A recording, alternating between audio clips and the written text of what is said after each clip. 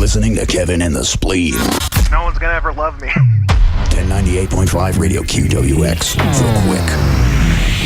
Bussin', no cap. No cap. Really smack you in the ass with flavor.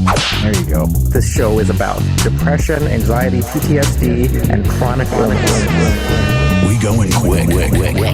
We're trying to keep you on the path to the ride home on the evening time. It's a fucking zoo.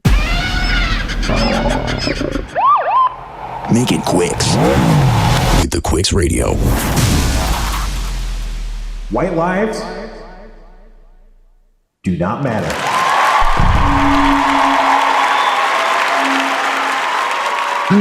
Oh my God, you folks. Oh my God, I've been shot. Oh, fuck. Oh God. Oh shit. Someone came into the stomach and shot me in the stomach coincidentally as it would happen. Oh fuck. Oh God. No. Okay. No, let me let you in a little stage magic, folks. I just had a rare moment of clarity, as they call it in the program, where listening to the introduction to the show, there is a moment where you just hear a young man, you may know him as Spencer Crittenden, you hear a young man just say white lives. And, he does say do not matter at the end, but what a strong statement to said the top of the show, just to everybody, just right with my name on it. And Kevin's name isn't on it too. Oh yeah, that's right, folks. Kevin's here. What's up, Kevin? Oh, hey, Spleen. I gotta say, one of my favorite parts of this show that I think is exclusively for my enjoyment is the moment the theme song starts playing. Spencer starts making this look. Yeah, make a noise so it camera cuts to you, Spencer. Oh yeah, baby. Yeah, White he does lives. that look the entire time. The theme is playing for like 45 seconds longer than anyone else can see it. Yeah. And it gets me in the mood for the show, unlike anything else. Yeah, check us out. ThatHappensPod.com for live video. See what happens when you're hearing the phrase white lives do not matter. Within the first 60 seconds or so of the show happening. It's oof. I'm trying to make new friends, folks. And here's the thing. When you're trying to make new friends, you start to be like, what the fuck am I wearing? And, all these sort of related thoughts. And, this podcast, woof. It's interesting to become conscious 8 years into being public. Huh? I mean, this is how it must have felt for Dan, right? It must be crazy. Oh boy. How's it going, Kevin? How you feeling? It's going good. It's funny you mentioned how you dressed, because I ordered delivery food this morning, and I'm wearing, for those that a Led Zeppelin shirt. Hell yeah. ThatHappensPod.com to see Kevin's shirt. Yeah. And the delivery driver was like, hey man, that's a cool shirt. I could tell when I saw your order you were going to be awesome. Yeah. That's awesome. I'm sure he was just trying to make banter to get a tip or 5 stars or whatever he was going for. But that was such a weird thing to call out on. It was like, I could tell from your order you were going to have a cool shirt. Yeah. That was a Led Zeppelin order. I could see by the extra cheese. Yes. Yeah. No, it is a good shirt. I should say, if you go to thathappenspod.com/store, you can buy Kevin's Led Zeppelin shirt. All proceeds go to Led Zeppelin. They did, they're way ahead of us on that stuff. So, but no, I have been thinking, Kevin, and I sent you designs for t-shirts. Send some awesome. God damn it. I wish we thought about this beforehand. And I wish I thought about it. It's implying you're supposed to, because it would be great if we could show them to the video, if you can kill like a minute, I'll throw them up. Yeah. Okay, great. I couldn't kill a minute, let alone 68 and a half. I'm pretty fucked. So I'll start. Let me see this topic. A new Magic card came out called Flubs the Fool. A new Magic set came out called Bloomborough. It's like a Redwall inspired set, let's say, with a lot of animals and frogs, and it's a lot of fun. And one of the cards they made is a card called Flubs the Fool, which is a very clear reference to the Fool from Tarot. And I had the idea, like a lot of people did, to make a cool tarot deck with Flubs the Fool. And so I'm working on that. And well, how are you doing, Kevin? It's taking more probably. It's taking a little bit longer than I thought, but I'm It's not all getting good. there. If you're getting there, then I can keep talking about flubs. So as it happens, a typical tarot deck has 78 cards. There's 22 major arcana and 56 arcana, or minor arcana. The 56 minor arcana are the cards that get turned into the playing cards that we know and love, a 52 card deck or a 54 card deck with the two jokers. But the minor arcana are broken up into 4 suits, which turned into the 4 suits, except they had an extra face card, I believe. And they shortened 2 of the face cards, the page and the knight, into the jack. And so that's why there's 52 cards. Oh, and then they also added the fool doubled. And that's why the joker is in there. That's the fool. You find anything yet, Kevin? Yeah, I got it. Okay, so I'll Wrap that set you up. up.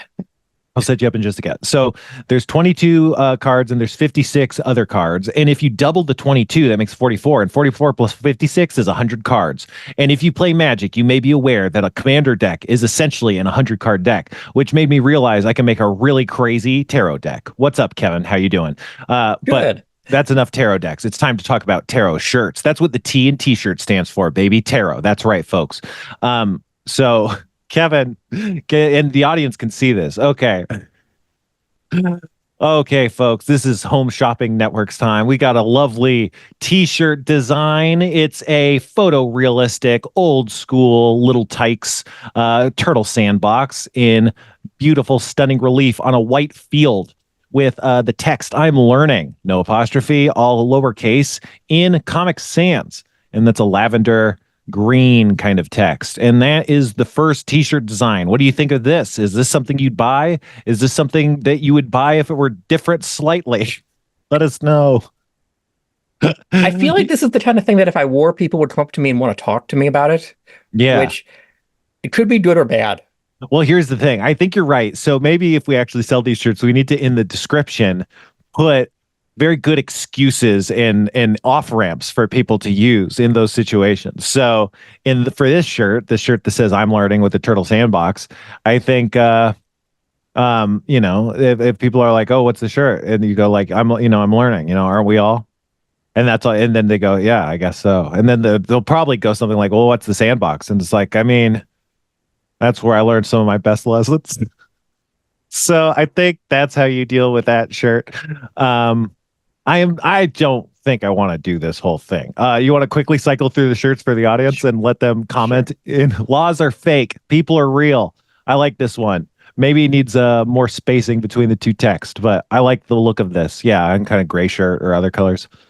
Yeah, I like, again, I think this would make people want to talk to me, which is something I generally don't go for with a shirt. So here you go. If people want to talk to you, is that like a political shirt? I mean, not really. Well, so what's it mean? Well, laws are fake. Like, they don't exist. Like, people made them up. They're fake. I mean, we follow them, but that doesn't make them real. They're still fake. And then people are real. Yeah, people are real. We're right here. We are real. People are real. Laws are fake. I think if they don't understand that, be like, yeah, I don't know. It was like a band T-shirt, something like that. All right, keep going. We got to get Abed on. We got Abed going to call it soon. So you made this, right? If not, we got to get permission. I did. Okay. Had I known this was going to stick around, I would have maybe spent more than 5 minutes on it. Well, I mean, now's your chance. Maybe we'll improve this design. But it's a quick Kevin and the Spleen T-shirt, for the radio station. The radio station, you know what to do. The phrase that pays. Oh, yeah, that's right, baby. Say, "I got shot." And win a free prize. Move on, Kevin. And if anyone asks, just say it's a fucking radio station. What? You could figure that out. This one says "Real men go with God and shit with Satan." I'm pretty sure Wolf Puppy made this. So we gotta give him credit and all or them. I don't know what Wolf Puppy's deal is, but they're really great. Real men go with God and shit with Satan.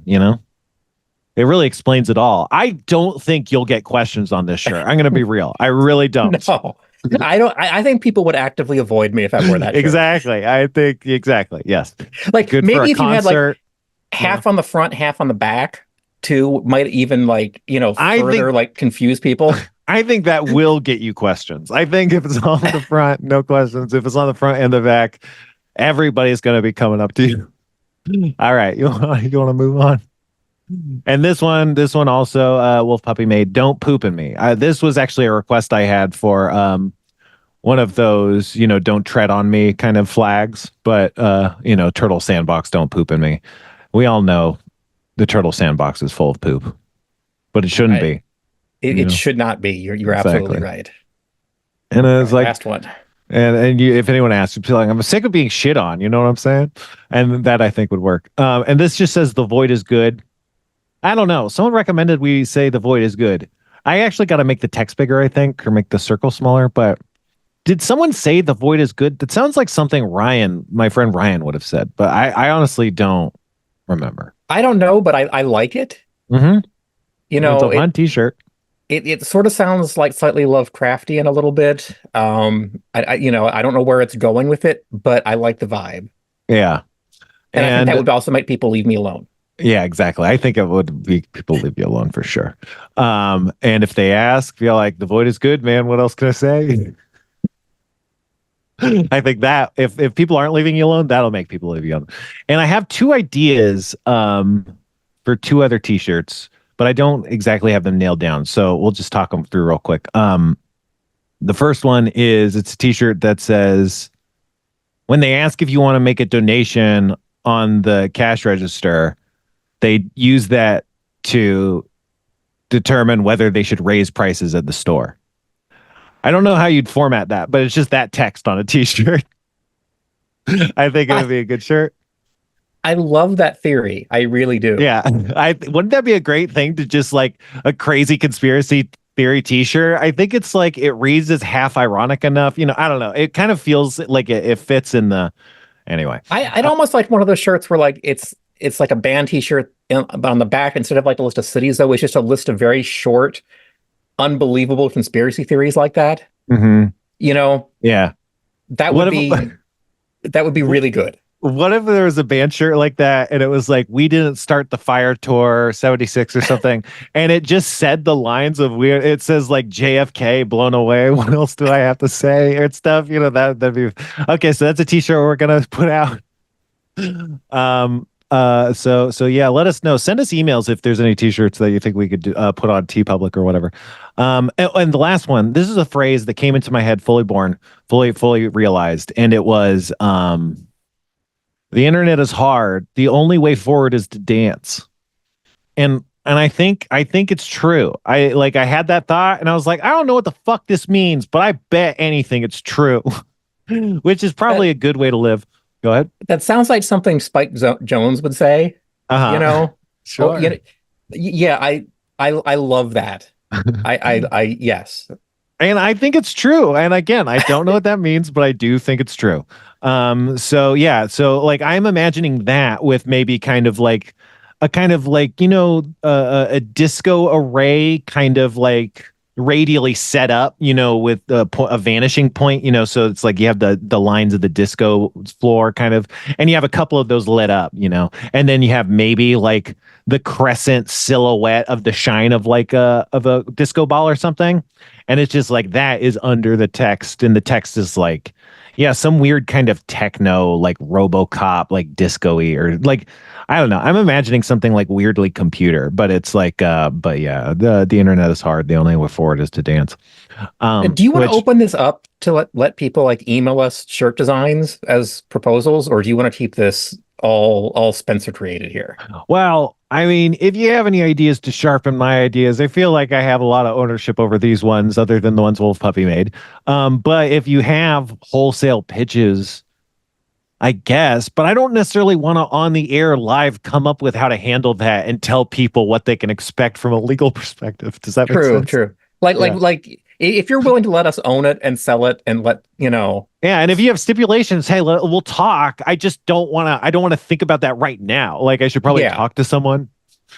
Anyway, but okay, we got to get all that on. But first, before that, okay, so on the last episode, the anime show, whatever, I played Abed's Banter Corner, We could maybe play it later. I don't know. We won't. Maybe we'll release it on the Patreon feed, which doesn't exist.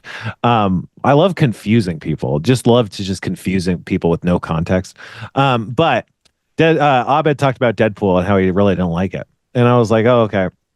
And I saw Deadpool, and man, I really liked it. It was so good. Holy shit. It was so good from like the very beginning. I was like cry laughing. I don't want to spoil like too much that's like important or whatever, but like the opening set piece is just kind of like John Wick. It's the kind of John Wick action where it's so awesome action and violence that you're just laughing at it, but it's not funny per se, but there was moments that were funny too. But so like just the opening set piece of action was just amazing. And I found the plot very relatable. I found it, so I'll say I found it very relatable. And then I will say the plot is basically Deadpool wants to join the big leagues, which I interpreted as like there's this kind of movie Hollywood subtext. So it's kind of like, oh, this creator wants to go to Hollywood, and he's like, no, you're not ready, kid. And he's like, okay, I guess I'll figure out my own shit. And he goes and figures out his own shit in another dimension, and he makes a bunch of friends. And then it turns out that like his friends in the new dimension he's in are all in peril because of some world-ending threat, and so then he gets enlisted to save his new friends, even though he can't be like a Hollywood person. He can't save the world, he can save his own friends, and again, I found that really relatable. It's like at the place I'm at, like, it's like, yeah, it's about like, it doesn't matter what you thought or didn't thought or what we're trying to do. It's like, let's move forward and see what connections we can make now, and so I found it very personally relatable every step of the way. There's the Wolverine's plot is he's like has this dark past. I found that relatable. All the villains were really good. I don't know, just like this meta plot is about like how like Marvel movies are weird and how that like the Marvel movies and the Fox universe of Marvel movies, and it's all about to me it's about like how like what failed about Marvel movies and stuff. It's very like Spider-Man Into the Spider-Verse, where it's like about comic books and how we relate to comic book superheroes and stuff, which I found really cool. And it's interesting because Deadpool's meta anyway, so it's interesting that like Deadpool movie is doing that as the plot of the movie is very commentary, is like being very meta, and it handled it well. I don't know. It was just great. I found it very touching, like emotionally relatable. It's just fucking awesome. I'll spoil just a couple jokes, I guess, but so skip ahead maybe 5 minutes if you don't want to spoil jokes. But there's a part where they're like in this like wasteland and they see Chris Evans, and Deadpool's like, holy shit, it's Captain America. Holy shit, we're going to form the Avengers, and Chris Evans is like, oh yeah, let's get ready to fight, guys. And they're like, oh my God, we're the Avengers now. I'm the Avengers now. And then he goes flame on, and he's Johnny Flame from Fantastic Four. And Deadpool's like, oh, fuck, we got the bad Chris Evans or whatever, and it's just a great joke. It's amazing. And not every joke is like perfect, but I want to say I was expecting a much lower hit percentage than I got. And it's great. I just, there's a few like kind of ADR problems, but it was just like all Marvel movies have, where it's like there's this and that CG that could have been touched up, but other than like, and even that, it wasn't very egregious compared to a lot of movies that have come out recently.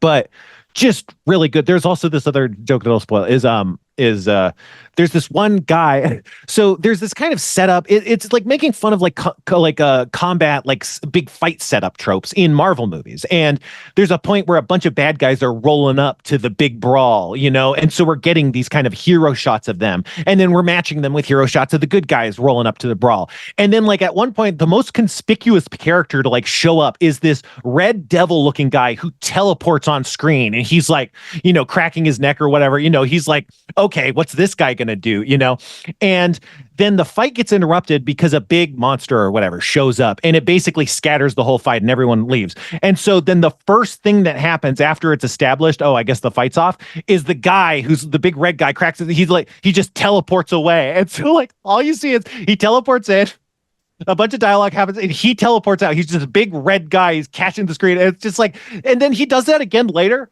And it's just like the only reason this guy exists is to service this one amazing like visual joke. Like he's supposed to be more than a guy who just teleports in and out. And it's just like, and that is exactly a Monopoly Man, by the way, I think. But it's so fucking funny, and it's just the whole movie is really good, and the ending is really good.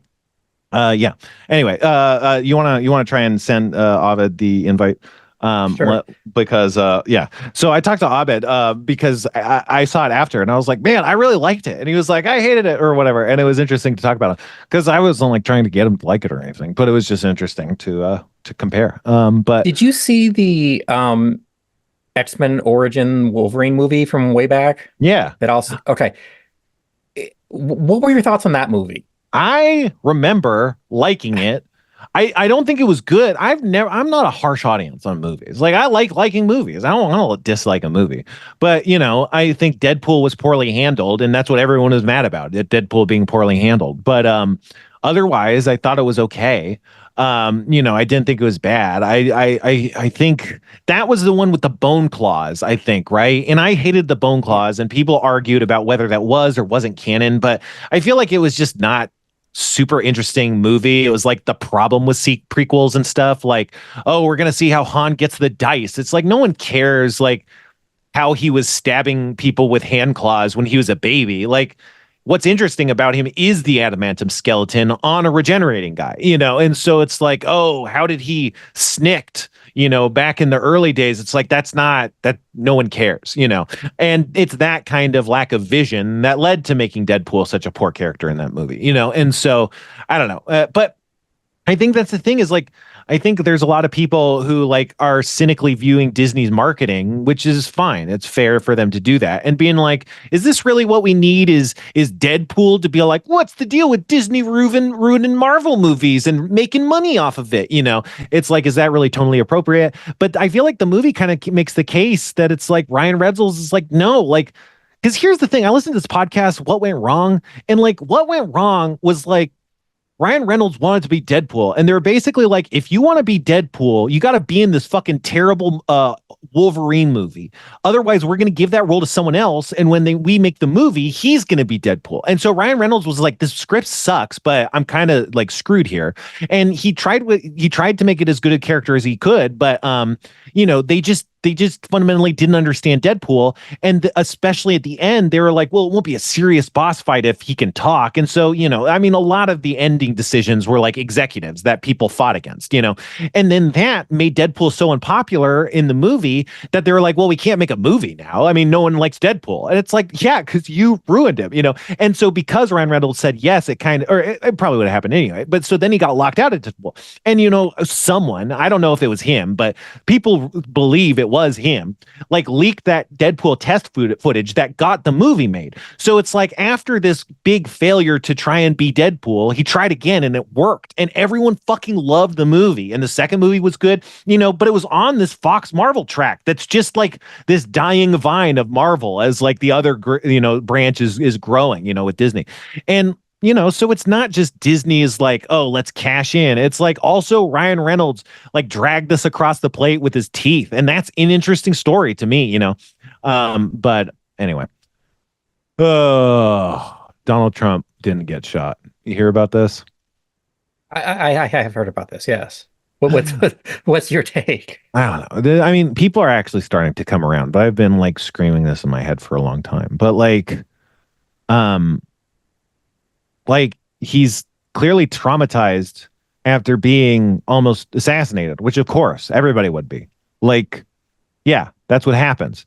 And people aren't acting like it, and the media isn't even talking about it. And I wonder if the media is noticing or if they're not, and if they're noticing and hiding it or if they're not noticing. But he is shakier, and not by much, but he's shakier, and he hasn't been doing his appearances a lot. And I really just think it's because, Kevin, imagine you gave a big speech and you almost got shot, and then you got to go give a big speech again, and then you go look at the people who you looked at when you almost got shot. That's scary.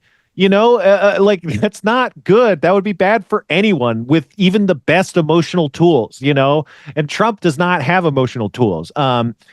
People, and it made me think, like, I think part of the reason people weren't considering this is because they just hate him so much, which I don't not hate him, but like, this is just how I think, I guess. I don't know. But so you sent him the Abed, right? Or the Abed sent okay. I'm gonna text him. So I get it. But I think it cuts to what you might call the Teflon Don effect or whatever is, and what it is, it's like, I think because he's such an uncanny knot of a personality, people can't take that for what it is, and they have to kind of filter it through some sort of belief process and turn it into what is essentially a cartoon character, whether it's a cartoon character of an idiot or an evil guy or a Nazi or something else. It's not representative. Because it's so strange, they can't be representative. It's too complicated for someone to make a mental model of. So they just make a different one, and they tell themselves it's the same mental model.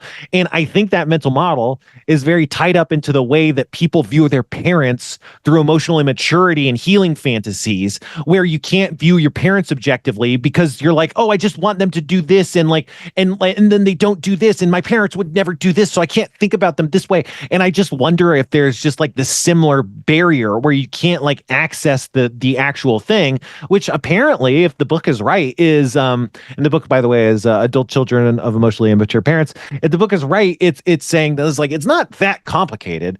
It's just that the kind of normal emotional connection that you would want to have is just, it feels very dangerous and violent to them.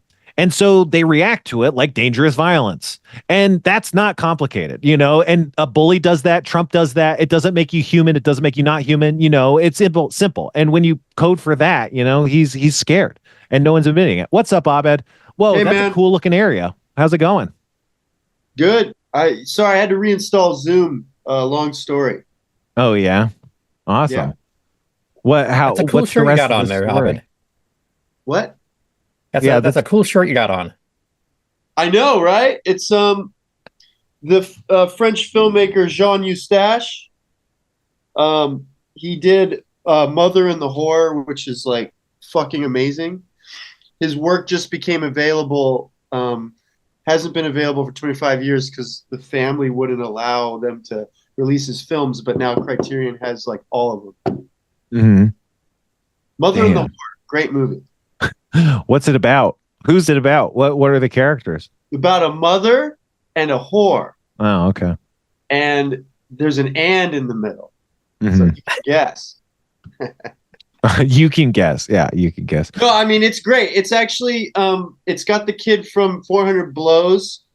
And it's just like about like a guy who just like fucks around and sleeps with a bunch of women, but then he like falls in love for the first time. And the girl's like fucking with his head because he's like got a girlfriend, but then the girl he's in love with doesn't love him. And it's like, it's written so well. It's like 3 hours long. Mike Chillian told me to watch it, and he was like 100%.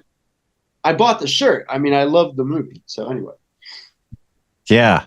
You like a lot of intense movies that are artsy, and I don't really like artsy movies. Have you ever noticed that? Oh my God, man. What is life unless you watch artistic shit, Like, I'll tell you this, Spencer, you're going to get older and you're going to realize, fuck, why didn't I watch 8.5 when I was like 20?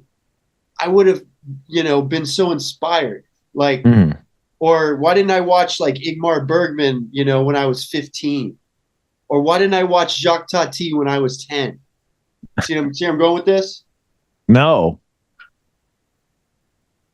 I'm saying like it's another world. Like you get bored with like the Deadpool and Wolverines of the world. You want something with substance. Yeah. I'm just kidding because I know you something like with a real backbone, Yeah, you want something with backbone. You want something that challenges your brain. It's like why people read great novels because they're tired of like Stephen King. Mm-hmm. Yeah. But that Dark Tower series, it connects all the books. I've been told. Someone said it connects all the books. I was being a jerk. I love Dark Tower. That's like the best thing he's ever written, actually. Oh yeah. Yeah, it's really good. I really like it, but I will say there's like one book that sucks Uh-huh. because in the book, well, I'm not going to spoil it for you, but I almost did. You'll see when you get to the like, I think it's the 7th book, or no, 6th. You're going to be pissed. You'll be like, why did he do that? I wonder. Yeah, those books are thick. I mean, they're supposed to be fast reads, but I'll tell you this, You Abed. get through them quick. The 4th book is like incredible. It's like one of the best books I've ever read. It's very like, it's like a Western fantasy, like the magic. It's one of the best books you've ever read? Absolutely. It's fucking amazing. It's like, it's a solitary story in the past of one of the characters. Mm-hmm. And it's basically like a Western fantasy, like the Outlaw Junction game we're playing. Mm-hmm. Yeah, Outlaw Junction is a magic game. So I've been playing Magic with Abed. Outlaws of Thunder Junction. Whoa. Yeah, we've been playing Outlaws of Thunder Junction and Blue. Dare me to open this? No, you can't. They'll get mad. Abed's okay, Abed. We can't. Abed's like, okay, I don't know, Abed. Are you ever on TikTok? You ever watching TikTok? What's your TikTok like? What's it like when you're seeing TikTok? I mean, like, I don't watch any TikTok. Oh, okay. I think my brain would probably fall out of its skull. Yeah, that's why I was curious. No, I hate TikTok. I just joined because everyone told me to. Yeah, they probably thought you would like it. I fucking hate it. Yeah, but on TikTok, there's people that more or less what they do is they fuck things up on video and then they make that content, you know. And in a way, if you opened all those packs, it would be like that, and you could post it on TikTok and you could be like, I'm at my friend's house, I'm gonna open all their packs without, you know. Yeah, I'd be more scared of Aaron than Savant. Yeah, definitely. Right? Mm-hmm. She would fucking rip a hole into my face. I hope so. And you already got a couple of those, you know. Oh yeah, were you there when she flipped out on me? No, what? We were playing, and I think I was like, hey, if you don't attack me, then I'll like let you live or something. And then at the end of the game, I did something that like where I beat her, and then she was like, you said you weren't going to attack me. And I'm like, well, it's the end of the game. I got to kill you. And then she's like, yeah, but you lied to me. And she got really mad and just like lost it. And I was like, whoa, I like left because I was like, okay, I'm getting out of here. She was like so pissed. I think she just hates to lose, you know? I love losing. I try to lose, but I can't because I'm just too good at Magic, you know? You whooped our asses last time. Yeah, it's interesting. So, Kevin, he's really good. And like my goal in life now is to beat him. That's my goal. You have beaten me. I beat you like once, but I think like I was lucky. You just were talking about how Aaron gets mad at you. You play multiplayer. And the thing is, when you play a big multiplayer game, there's a lot of politics. And I don't mind playing multiplayer. I like playing multiplayer almost as much as playing single player or, 1v1 rather. And, but what I don't like is fucking the politics in multiplayer. Cause here's the thing is like, I'm like gonna attack, like, I'm just gonna attack. And then people are like, oh, you attack them. And someone else is like, no, attack them. And I'm like, well, I was gonna attack someone already. And now if I do it, it's going to seem like someone won the argument, you know? Well, it's difficult when you play with Aaron because she'll always deflect. This happens to all multiplayer, though. That's the thing. She's the only one that is good and makes you feel guilty for attacking her. Like everyone else, it's like, yeah, attack me. I don't blame you, blah, blah. She makes like this, like she's a lawyer. Right, but you're talking about one table of Magic. And I've played many, many tables with many, many players. And this just is a thing. People do this, you know, and it's annoying. But what I do is I just be honest. And I've told you, Abed, you've been like, what should I? And I'll tell you, like, if you should attack me, I'll tell you to attack me. If you should attack someone else, I'll tell you. I'll just give you the right answer. And people get mad at that too, because they're trying to play politics. And I'm just trying to be honest and like help someone else have the best, strategy, and so that like it's kind of like playing werewolf. You ever play werewolf, Abed? I love werewolf. Yeah. Are you good at it? Because I am bad at werewolf. I always get I'm voted great off. at werewolf because it takes acting skills. Magic, it's like whatever you got in your hand, so you're only as good as your hand. But with werewolf, That's not true because Sevon bluffs all the time when we play, so it's not just what's in your hand. It's also acting. He doesn't. I'm wise to his bluffs now because sometimes when he's bluffing, I just like can see through it. I don't know what I've been playing with him so long, so that's the thing. He's always bluffing. Like when you he bluffs a lot. He doesn't have anything. He probably does. You got. That's not bluffing. Yeah. Well, no, you just got to do the opposite with him. Okay, yeah.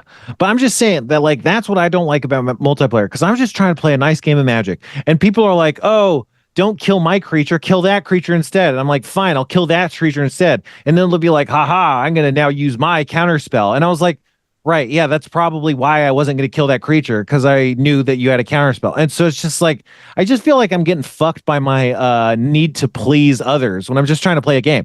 Where when you're playing 1v1, I don't have to feel bad. I'm only trying to win. Like, that's the only thing, you know? It's not like you're going to convince me not to attack you. All I'm doing is attacking I'll tell you this, man. You started off like where you were very communal and nice. So that's true. But the last couple of games, you've been ruthless. Like, you've just been like tearing us a new asshole.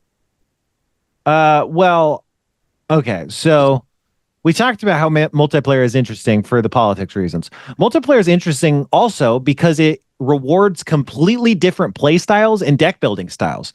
And so, so for the folks at home, a way we play is this interesting hybrid of draft and sealed, where we start with a couple packs to build a sealed pool, and then the winner gets to pick first. Yeah, 4-pack, and then the winner gets to pick first of that get drafted. My microphone just got fucked. Can you guys hear me? Louder. Yeah, okay. you're back. Okay. Jesus Christ.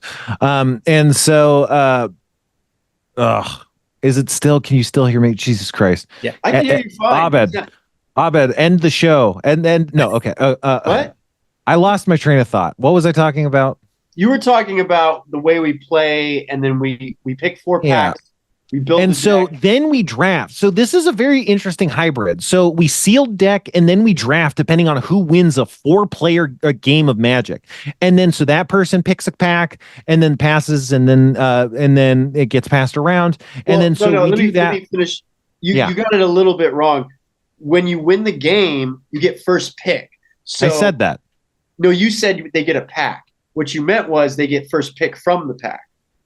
Yeah, I think I said the first pick part in an earlier sentence, maybe 5 sentences ago. But yeah, no, you're right. You're probably right. But yeah, so your drafting is what you call that when you pick a card from a pack and pass the rest of the pack.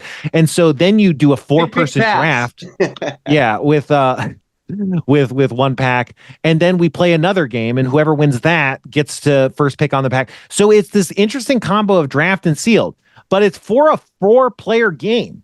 And in a 4-player game, it's completely different pacing than 1v1. And the thing about draft is a lot of the 2-color draft themes are based for 1v1. They're not tuned for multiplayer. So a lot of the strategies are inherently bad.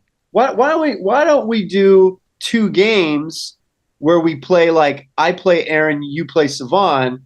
The winner of each game gets the pack. You know what I mean? Is that more fair? I mean, we could do that. It's not a matter of more fair. It's just a matter of what we're doing. Like, you know, I don't want to be stuck with Aaron, though. I don't want. That's what I'm saying. So maybe it is better to just play 4-player games, which is fine. It's just, but here's the thing. So you guys just play normal, and then I am like a huge veteran of Magic who rolled up, put together that you do the sealed pool into a draft pool, and it's a 4-player game that benefits whoever wins. And so I'm like, okay, I'm going to do a deck that's really good for 4 players. It's going to have nothing to do in the early game, and it's going to focus only on big creatures and very little else. I don't care what colors I'm playing. I don't care about draft strategies. Big creatures, that's your secret, eh? Yeah. And so, and because that's a good strategy for multiplayer. And then I have a couple combat tricks. I always get big creatures, and then that motherfucker Savon constantly kills them. Yeah, well, that's kind of tactics and stuff. We could talk about that, but that's more of a vibes thing. But I get so angry because I'm like, remember that creature I had that was like fucking amazing? It made everyone 1/1. Yeah, he had like, Maha. It's Feather's Night. Yeah, it was like the best fucking card I have, and that motherfucker took it out like immediately. Exactly. So, but so yeah, ultimately, I just know how to play the exact kind of Magic we're playing, whereas everyone else is just kind of playing Magic. And so that gives me a massive advantage. And also, I'm just a better technical player too, so like I have tons of advantages that I am using. And most of the time, I just wasn't trying very hard. And now I'm half trying, I would say. No offense. Kevin is so bored. He's like, when are these nerds gonna stop talking about Magic? Kevin plays Hearthstone. I gotta play you Hearthstone, Kevin. Oh, you play Hearthstone, really? Yeah, I haven't for a while, but I keep like dipping my toes back into it, but then I have no one to play with, so I stop. I feel like if Kevin played Magic, he'd be like Aaron. He'd just like destroy us all. Yeah, great. I want to play with people who are good. I don't know if I've talked about him, but I don't know. Is it name dropping? There's this guy who plays Magic. His name's Brian Kibler, and he invited me to his Magic party. Why are you name dropping? Because he invited me to his Magic party, and I went there. He's a guy who plays Magic, and his friends. Is he famous? He's famous to Magic people who follow Magic. Okay, Magic. Yeah. And they play good, and it's great because I've never like had people I was friends with that were that good since I was like in middle school. I've had people that were good, but never that good. And so like now it's like, oh man, now I can actually learn how to play Magic. From people who are actually good, because like as good as I am not good like at all. So you're really like, good. I mean, you're better than anyone I've played. That's the thing. And so like I am really, it's been fun playing with these people and being like, man, like here's people who know how to play. It's also really intimidating, but it's great. What are you drinking there, Abed? Diet Coke. I'm not gonna be able to sleep tonight because it's 6. I shouldn't be drinking caffeine, but you and I are going to play later, so I got to have energy. Mm-hmm. So we were talking about the kind of Magic we were playing, and we just did some Bloomborough and started up our decks for Bloomborough. And so my deck is white, red, green, and it has some big raccoons, and everybody else has some decks. And after the show, I'm going to go and help Abed tune his deck, so hopefully it's better in the next game. I don't even have 60 cards, but I think it's just a matter of like, I know I got to whittle it down still because there's probably a couple cards in there that just aren't working. I've been trying to convince the guys to lower their decks to 40 card decks because that's better. But it's all a process. You said lower decks. Yeah, lower decks. There's another name drop. Yeah. I mean, no, that's like a show name drop. So that's I know. It's a deeper cut. Well, yeah. It is, yeah. Are you guys big readers? You read books? Oh yeah, big readers. Are you fucking smart? I'm smart. I told Kevin to read a book. I don't know. Kevin, have you read that book? What book? Adult Children of Emotionally Immature Podcasts. You told me to read that book. I'm telling everybody. Kevin. I have started it, but I haven't gotten very far yet just because I've had a lot going on. But yeah, Kevin's been doing it. It's the next thing I will read start to finish. Kevin is the only person that, because everyone that says that is lying. They basically aren't spending time to read. But I know that Kevin's actually busy, so he's telling the truth. Yeah. Kevin's busy. This wonderful book about Journey. It's really good. What's the funnest thing you've learned so far? Oh, that like Journey had 4 albums before Steve Perry. Mm-hmm. Or 3 albums, and I was listening to them, and they're actually not bad. But then when you get to Steve Perry, it's just like, like fucking Wheel in the Sky, like the doors keeps on turning. But and the drummer he played with David Bowie and Zappa. Mm. But what do you call it? I know, and the guy that put Journey together is interesting, Herbie Herbert, and it's like he would have had a Yacht Rock episode, which I think, let's see, who should have played him? Somebody like Kyle Kinane or somebody would be like the guy that because he's the one that they wanted another lead singer and he pretended to go along with it, but then he made Steve Perry like a roadie because he wanted Steve Perry. So he basically found a way to take that other guy to fire him and then slip Steve Perry in. So that's like a Yacht Rock episode. That's like quite a story. Yeah. I got this book. Someone recommended it to me on the internet called Anti-Oedipus, Capitalism and Schizophrenia.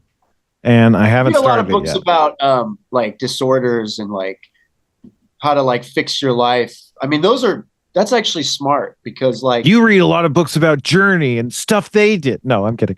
no, I just read. You know what? I'll read something if I want to know about it. Mhm. And I'm really into music and film and cartoons.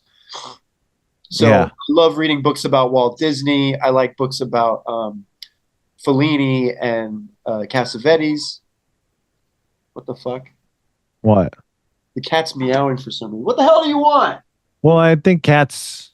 What do you Is that want? how you respond anytime a cat meows? These cats don't fucking answer when I ask them shit. I don't understand. What you have cats? How the fuck do you do what they want? Like I don't have meow? cats. Yeah, what My do they roommate want? has I a cat. fed the fucking cat. What does it want? Different stuff. It all depends. I mean, it's not See, not look, clear. it's meowing, and I don't know what it wants. What? Luckily for us, Just say the what you Zoom want. audio actually cuts out the cat, making it not It affect the sounds like show it- aside from how you comment on it. But I see videos where cats talk, and they're like, they'll say stuff like "Go London," you know that great video, and Long Johnson, yeah. or Long Johnson, yeah. And I'm like, okay, the cat's talking, I can understand, but this Mhm. cat's just saying meow. I don't know what the fuck it wants. So these cats that you can understand what they're saying, now that you can understand what those cats are saying in those circumstances, how does that inform what you think about the cat and its situation? Because when the cat says "go lounge down" or whatever, Go yeah, London. I can go London. I can understand what it's saying. It's saying "go London," but what does the cat? Why is the cat saying what is it saying? You know, why is it Well, saying? no, it that? said it. Well, there is one that says, "Let me tell you something." You know that creepy one where it's like, "I want to tell you something. Come to me." You know that one. But So what do you that think- one, Yeah. the Go Undone is basically trying to get you to make a song to remix and put on TikTok because someone did that. So that cat was like, "I'm gonna go viral. Go Undone." Because like I don't know if you've seen the music video for that. It's like better than Charlie XCX. You know what I mean? Uh-huh. It's like a So yeah. fucking hit. Yeah. It's a And good I one. only said the Charlie X. I think the apple's rotten right to the core. Wait, what? Yeah, Charlie XCX. Folks. Okay, so Abed, we I don't got know to what you just here's said. the thing. You just said that Go London is the cat is trying to go viral. And I got to stop you because this speaks to a fundamental misunderstanding you have about the way animals think. Because that cat wasn't trying to go viral or tell anyone to make a song with Charlie But it made XCX. its lips say London. I get that, but that is different than a cat trying to go viral, right? No, but I mean, if you think about it, because cats are probably aware they're being filmed. Yeah. So this cat is like kind of catching on. And then Mhm. it's like, what can I say that's going to fit in a song? Yeah. I think that kind of thought process is why you don't understand why those cats behind you are meowing. Because that isn't Do I going to have get a you Go to the right London answer. back there? You just like that's not what cats are thinking. Well, I know that. I'm sort of joking here. But you're saying you don't know what cats are thinking. What do you think cats are thinking, man? You got to get real. They're like food, sleep, shit. The cat just ate, so I think the cat wants attention or something because it hears me talking. Maybe. I think you're right. I think the cat wants attention. Should I go? If I grab that stupid cat, it's going to bite me. I don't care. I'm just saying that if you're wondering why it's meowing, that's my guess. The other cat fucking like grabbed onto me today and didn't let go, and I was in so much pain. If that cat would have moved south just a tad, he would have taken out a vein. And I Penis. was like, I was so mad. I was like, I'm not going to pet you for an hour. Yeah. No. An hour because, you know, the cat's really cute, so I had to pet it. Mhm. So That's I put him on reasonable. timeout. Mhm. Oh boy. Did you wash it out? Did you wash out your wound? Sometimes those can get No, affected. I mean, where is it? It's like you can kind of see here. It's like got a little dig. I assure you we can't. You can't, but I wish we could, but yeah, it's deep. You'd have to. I mean, not deep, but the I'll light. see it after the show. I guess. You'll see it after the show. We'll post but, pictures. I'm gonna show him after the show Yeah. because it's people that watch it will throw up. They'll get grossed Mhm. up. Yeah. Yeah. But I was watching that new Batman cartoon. It's really good. Okay. What is this? It's called Cape Crusader. It's on Amazon. It's the one that HBO, like WB Max, whatever the fuck they're called. Remember they were developing it and then they passed on it. So Amazon picked it up. In Turnaround? Was it in Turnaround? I think so. Hell yeah. Because it's Bruce Timm who did the Batman the Animated Series, my favorite cartoon of all time. And it's so good. It's like exactly like it. But, you know, they changed stuff. Like they made Penguin a woman and like Christopher Gordon's black. And what else is different? Batman's ears are pointier. But I mean, those are fine changes. I'm fine with that. But like, I just like it. And it's Ed Brubaker produced it, who's a fucking fantastic writer. He worked on Westworld, not the best show, but he also wrote my favorite Catwoman run in the comics. And anyway, he's a producer, so he knows Batman, and I'm very happy that he's involved. It's like a noir. It's like a 40s style Batman. It's great. That's awesome. Yeah. I haven't even heard of that, honestly. Oh, Yeah, everyone's new. sick of Batman. Yeah, I'm so sick of Batman. So when something comes out and it's more like the Batman I like, then I'm down. But like this James Gunn thing is awesome because he's gonna do a bunch of shit that I like because he likes good comics. But most people, like these Marvel idiots, they're not hitting all the right, checking the boxes for me. Like I know you like Deadpool and Wolverine, but that movie is horrendous. Yeah, you already talked about it, remember? I did, but I think it's because you don't read comics. You don't know that they're just basically doing their the guy from Venture Brothers said something about Marvel, which I agree with. It's like all the kids in school that used to beat up nerds are doing the Marvel stuff. And it's like they don't understand comics because they just make it like the people fighting all the time. And like Daredevil's my favorite Marvel show because it was more psychological. Like it was about him and Matt Murdock's like what's going on in his head and like how fucked up his life is. You know, that's way more interesting than just duking it out. But yeah, that's my soapbox. Sorry, I did that. No, I really like the Deadpool series, or the Daredevil series. I thought that's like one of Netflix's best series. It's coming back. They're doing Born Again, which is the best fucking Daredevil comic. Yeah, I was stoked about that. I mean, it's been a really good series. I don't think there's anything wrong with liking that more than Deadpool.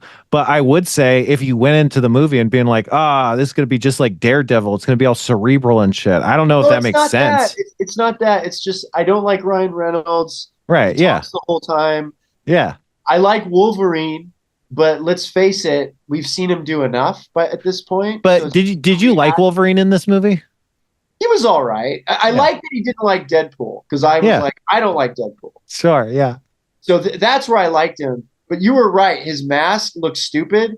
And also, at the end of the movie, Wolverine puts on like the classic comic book Wolverine mask, and it looks very stupid. And it's like a big joke in the movie. I did like that he says bub a lot because I love when he says bub. That's like the Wolverine from like the cartoon. It's like the one I honestly wanted to say bub more. Yeah, he could not say it enough. Yeah, exactly. So that was cool. There was a lot of cool stuff. Gambit I loved, but I just feel like I'm watching Ryan Reynolds talk for 3 hours. Oh my God. Did we talk about the Gambit thing? Okay, sorry. Kevin, remind me when Abed's done talk about the Gambit thing. Go ahead. No, I want to hear what let's do. No. Finish up. Hold on. Go. Sorry. No, I don't want to watch a movie where it's Ryan Reynolds' commentary. You know, it's like he's talking the whole time. He's not shutting up. Wolverine's like, "Can you ever shut up?" And I'm like, "Yeah, shut up." Like, I want to just watch a movie and not hear yep, like joke, gay joke. The whole Abed's time. like, oh, I meant to talk about that. Abed's like, man, this Merc has a real mouth. Someone should fuse it shut with flesh and attach swords to his arms. Is that what I said? No, it's not. I'm kidding. But so you're talking about gay jokes. So interesting. I had a very different take, Abed. I thought the gay jokes were very inclusive. They felt like they were celebrating gay sexuality as a healthy, valid way to be attracted to people. And I don't think it was ever really the punchline is, this guy shouldn't be gay. It was like, haha, this guy, it's kind of funny that he has a crush on this person in this circumstance. And I think. No, but that's making fun. I mean, look. I don't think it is. Deadpool's gay, that's fine. He's pansexual. He's asexual? No, he's pansexual. It's like turbo gay. I didn't get that. Don't quote me. No, I didn't get that at all. No, I get that. I'm just saying that, like, my understanding of the character is that he's pansexual. That's my understanding. That's just what I'm telling you. I might be wrong. But I don't think they say that maybe they do say that in the movie. I don't know if they do, but that's just my understanding. When I think of Superman's weak to kryptonite, and I think Deadpool is pansexual. That's my understanding. I don't know. Okay, well, I did not know that. Yeah. It's all fine. No, I don't think anyone's mad at you. It's all good. Oh, yeah, as long as no one's mad at me. Yeah. No, I think it's interesting to hear your opinions. I don't think people have to share. The cool thing, here's the thing I read in this book, is that when you're not insecure, we can celebrate our differences and we don't have to get mad about them. And that's what's so cool. I don't get mad. I know, exactly. You just, we like hearing each other's opinions. And I think it's so cool. But so that was the gay thing. But here's the thing, Abed, with the Gambit. Online, there's been this big shitstorm about Gambit because there's people tweeting different things, and the pancakes waffles thing on Twitter, whatever. This is very much one of these situations, but like which is better, pancakes or waffles? And just people arguing really mad for no reason. It's like, who fucking cares? Everyone likes pancakes and waffles. Like, it's fine. Like, why are you getting mad? Both. Exactly. That's exactly my point. Yeah. But people get mad, and so someone's like, man, Channing Tatum's Cajun Gambit accent is freaking crazy and funny and insane. What's up with that? And then other people are like, that's an authentic accent. Channing Tatum is from Cajun land and he's doing it justice because he's respectful to Cajun heritage and he knows how to do a Cajun accent to make an authentic Cajun Gambit character. Yeah, there's the places that are referred. I mean, I don't know if New Orleans is the only place that's Cajun. I think Cajun land. I don't know. I'm being blithe. But wherever those people are, I've internalized a lot of stuff about Cajuns, mostly from watching King of the Hill. I've lost a lot of the information I had. King of the Hill's giving you all this information? There's some talk of Cajuns in King of the Hill. Wait, the movie King of the Hill or the TV? No, the show, the cartoon. Yeah. There's a movie. I don't know. I no, that's a fair question. You're right. But so people are arguing because what did you think of the accent? You saw the movie. What did you think of the accent? He did a great job. I mean, he sounded like Gambit, like how I imagine Gambit would sound. Yeah. So I think that's a fair take. I don't think it's wrong. I agree with that. But here's the thing. The accent's really funny. And I think he's being really funny. And I think funny or fuck you funny? Both. All of it. Like I think like he's being Cajun people talk funny. They talk like this. This is authentically how Cajun people talk. And I, as a joke, am talking like this to make a joke how it's funny how Cajun people talk. But the thing is, everyone's just saying Cajun people talk crazy. And no, they don't. Cajun people talk normal. And that's how Gambit talks because he's Cajun. And I'm over here like, it's a fucking comedy movie. It's a comedy movie. They're just they're doing it to be funny. And Channing Tatum is doing it to be funny, and he's doing a great job. And he's like, come on, look at what it is. And it's like that Cajun people do talk like that, and it is fucking funny. And Channing Tatum knows that because he is a funny man, and he's doing that. And the big thing about the Gambit bit is Cajun is French, by the way. So I think you were saying Cajun land, you meant France. Well, it's French influence that is in the Louisiana area, and I think it bleeds into other parts of maybe Appalachia. I don't know, but yeah, I think you're right. It's this French. Joke when you were over at Savant's where we said the reason no one's offended is because people hate France. Yeah, no one cares about Cajun people. I think because everyone. I'm building to this. I'm building to. But so. Well, I lost my train of thought. But so like people are just missing that it's like a joke. And so I was on the internet being like, you guys know it's a joke, right? Like you're arguing, people are saying, why does he sound so crazy? He sounds so crazy because it's a joke. People are saying, no, he sounds authentic. Yes, he sounds authentic as part of the joke, because the joke of Gambit in the movie is Gambit's never been really well represented in one of these fucking movies. And I think it's this is a because classic. he's fucking goofy and he sounds stupid and it's just weird, you know? And so it's like a joke in the movie that it's like, haha, Gambit's finally here and he sounds funny just as everyone thought. Like that's a big joke of the movie, is that Gambit sounds funny. That's part of the movie. And so I was telling people that, and people are like, no, it's not a joke. The joke is that it's a good Gambit. And because it's not funny, it's not funny. It's not a funny accent. I'm like, it is a funny accent. Have you listened to Cajun people talk? It's a funny accent. It's funny. I think we can say it's funny. Are you operating under the assumption that it's maybe racist to say it's funny? I don't think it is. Maybe it is, but I don't think so. I think it's probably okay to laugh at Cajun people talking funny. I think there's other accents that we do that with. Italian people, for instance. And I don't know how I feel about that, but I'm just saying societally that does happen. You might be dipping into the racism with the I'm just saying these aren't my lines. These are lines I'm observing in society. I'm not saying they're good or bad. These are just like, it is what people do.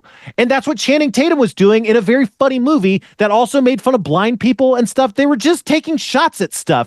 And everyone's like, no, that would be racist. It's like, that's not what racism is. You're just like a Confederate or something, and you love getting upset. I think we really have entered the part in society now where you can't make fun of anything. Like if that's the thing. Something, someone gets mad, and it's like, there's no more fun. Like we can't have fun anymore. We can't just like go, oh, you talk funny because someone will get offended. It's like, man, if you talk different than me, that's funny. It can be.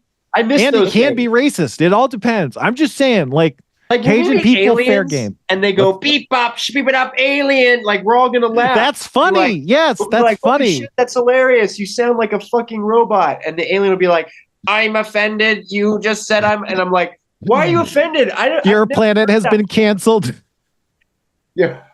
For the record, I like cancel culture. But you know, that's well, yeah. I feel like cancel culture has its place with certain things, but then other people, not me. You know, other people. Then when it enters the arena and it seems ridiculous, like it's stretching too far to kind of over cancel, then it's a problem because I want to laugh. I want to have a good time with my chums. I don't want to feel guilty because I laugh at something.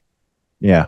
Yeah. Well, where's the line then, though? You know, where does it stop being funny to you and stop? Like, well, everybody has their own line. I will laugh. What's your line?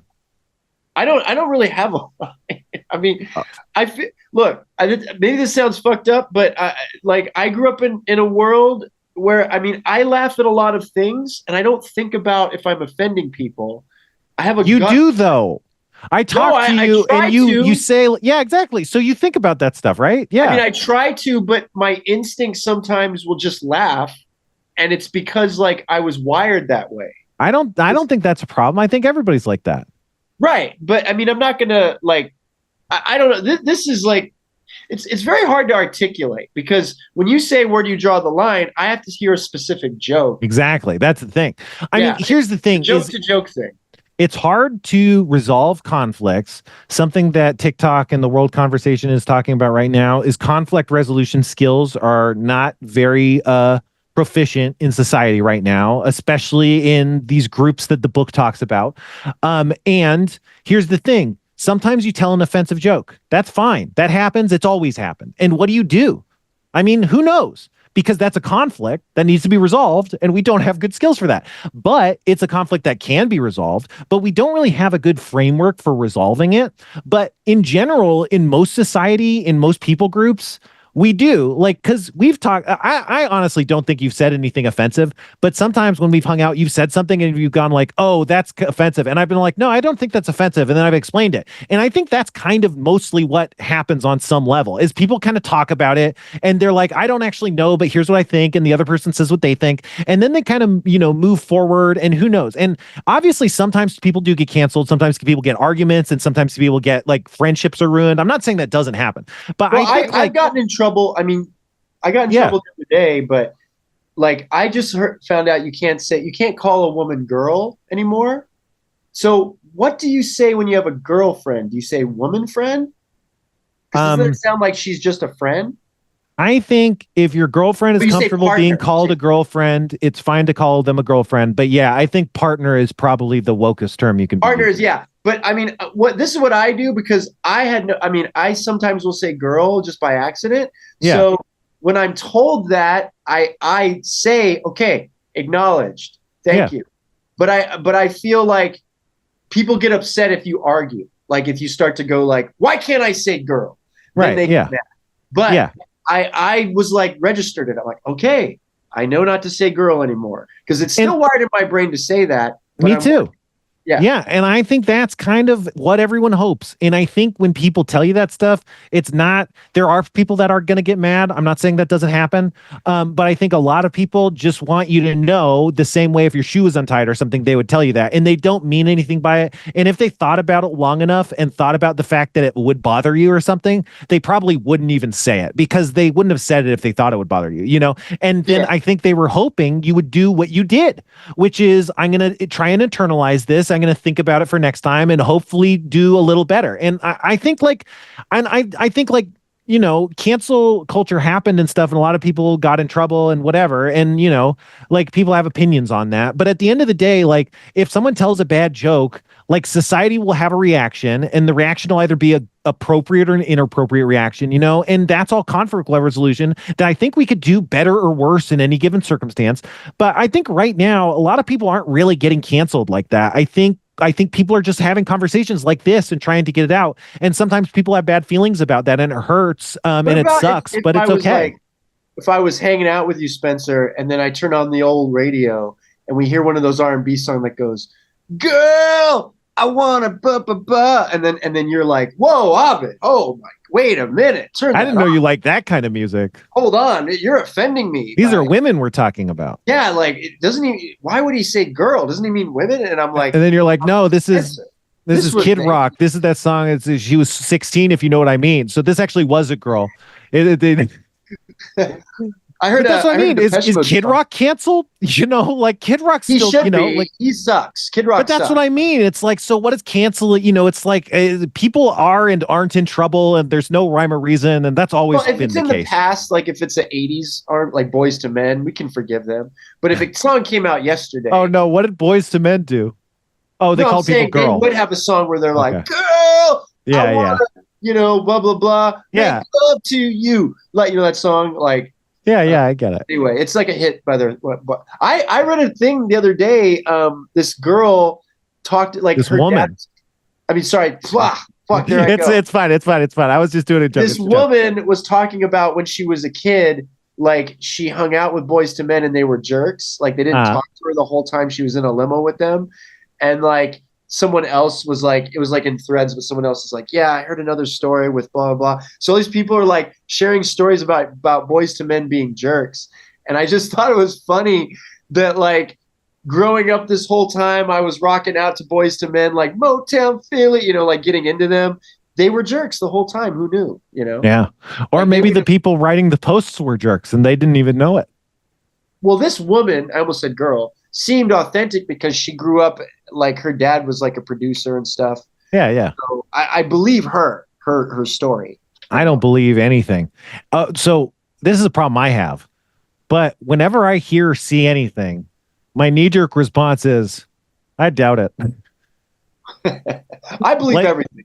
I'm like, wow, that must be true. That's probably better. I think you're more right than I am. I think I have some sort of issue. I think it's like, but I think it's a case where it's like, yeah, Boyz II Men probably were jerks. Like that tracks. You know what I mean? Like they were as big as Michael Jackson at one point. They had to like let it go to their head. I mean, look at them. They were a bunch of like 20-year-old like party hoppers. They're probably just like, we're fucking famous. Fuck the world. You know what I mean? Like it's not that. I mean, just because they wrote love songs, they had to be nice. You know, like yeah, I agree with that, and I would go even to say like, yeah, maybe at the height of their fame, 20-year-old rich, sexy kids were maybe not nice every step of the day. You know, like maybe they made some mistakes. Yeah, and tweeting about it 20 to 30 years later with a vindictive urge maybe that's not good. Like, I don't know. Or maybe they actually really did something terrible and it's good to talk about. I don't know. But, this dude, is the I'm thing. sure It's an ongoing conversation. We got to figure it out, right? Yeah, I'm sure they did a lot of terrible things. I mean, that's what I'm saying. Like, you may not believe things, but I always feel like anything I read that's bad is probably true. Yeah. Because we have that. See, this is also should be in a book. We tend to get to like look at the best in people, right? And we should. Everyone's a fucking asshole. Like, the truth is that people are darker than you think. Like, that's usually the case. Like, why all this cancel stuff is happening, because people are like, oh my God, Bill Cosby's a monster, but he was so nice on that show. No, he wasn't ever nice. Like, we never know how these people are back behind the scenes, Like, I mean, I hate to use Bill Cosby because I used to be a fan, but, well, I'm not. We all hate to use Bill Cosby. We all hate to harp on Bill Cosby because he's part of the reason I got famous. Right. I'm not saying, what I don't mean? like thinking about that. I don't like thinking about that. Yeah. But I think that like, it's just like, we got to stop thinking the best of people. We got to start thinking. We actually talked about this, Abed, before. I don't remember exactly when, but we were talking about this, that like, because we have so little information about the people in our lives, like you and I know each other pretty well, Abed, and me and Kevin know each other, and maybe even you and Kevin know each other. Like, we all know each other, but like the actual information that we have and that we remember pretty well is like so minimal that we don't know anything, and so we substitute the rest of that with just a stupid idea, like just a projection. And a lot of that projection is basically just ourselves. Like, we'll be like, oh, I bet they're reasonable. And when we say reasonable, we mean they would think like me. And, and you just do that to a lot of things. So I think we project a lot of ourselves onto every other person, including famous people. And so then when their darkness is revealed and you're like, wait, they're not like me in that way, then you feel like you've been really viscerally betrayed, but it's like you've been betrayed by your own projection. That's not like, that's not what they were doing. And so like, that's not to say I think people shouldn't get mad at famous people. They think that's a perfectly valid thing, but I think there might this the Boyz to Men theory. Yeah, there just might be a better way to like think about famous people that doesn't set us up for disappointment, because oh, and then they won't get canceled and we won't be punishing people for thinking wrong. I don't mean that. I actually think it's the other way, because I think that part of the reason people violently defend people like Neil Gaiman and other people accused of horrible things is because since they've already projected themselves onto that person, now they're like, I would never do that. And that response makes them defend that person. And I think that's really bad. And I think both of those reactions come from this projection. And again, it's not to say that they shouldn't get mad that people fuck up, whatever. But I do think there's got to be a healthier set of expectations. And I'm trying to figure that out, because I actually had not an argument, but a discussion with someone else. And it was actually about this exact thing. And they basically said, well, no, I think it's fine for people to be disappointed when favorite people or people who make cool stuff, end up to be bad people. And it really stopped me in my tracks, because I was like, well, yeah, I think that too. Am I saying something that's not in agreement with that? And it really like made me think. And I thought about it a lot. And it's like, no, I think I am on board with what they're saying. I just also think this element of it is causing it to be harder to navigate. And so, that it's interesting. I don't know. This is the kind of big brain shit we like to talk about on the podcast, but now the podcast's over, Abed. But do you have anything to plug? I think I'm doing a show next week, Kevin, if you're up for it. Absolutely. I might do it pre-taped. We'll see. But there might be a show. That's awesome. And Kevin's an audio or a video pro. He was doing the this motion right before the camera cut to him. That an itch. No, I'm kidding. So patreon.com/the Sixler if you want to get on the credits. I assume that's still working. If you're not getting on the credits, let us know. There's got to be a different, like, we need to have like a secondary inbox, because the thing is, I don't read the inbox and then people are like, I have something that's relevant right now. And it's like 6 months later, and that's not working. We'll figure that out. Yeah, that's not working. Yeah. But next episode, I think we'll do anime. So next episode of Evangelion next week. Until next time, it's time to do a bathroom run. Goodbye. I hate having a show